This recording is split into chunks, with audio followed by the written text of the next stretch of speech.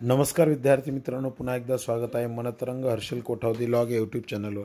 विद्यार्थी मित्रांनो, शिक्षक पदभरतीबाबत अजून एक प्रसिद्धीपत्रक आज जनरेट झालेलं आहे। त्यात असं म्हटलेलं आहे की जी काही औरंगाबाद खंडपीठ आणि मुंबई उच्च न्यायालयाच्या संदर्भात ज्या याचिका दाखल झाल्या होत्या तर त्या घोषित करण्यात आलेल्या निवड यादी संदर्भात 25/2/2024 रोजी काही याचिका दाखल करण्यात आल्या होत्या। या संदर्भात माननीय उच्च न्यायालय खंडपीठ औरंगाबाद येथे झालेल्या युक्तिवादांती माननीय उच्च न्यायालयाने अंतरिम आदेश देऊन ही भरती प्रक्रिया सुरू ठेवण्याबाबत निर्देश केले आहेत।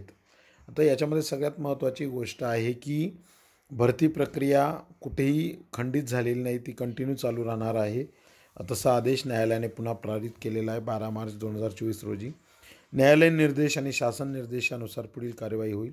तक्रार निवारण व दुरुस्ती समितीकडे प्राप्त तक्रार अर्जांची छाननी करून यथोचित निर्णय संबंधितांना कळविण्यात येत आहे।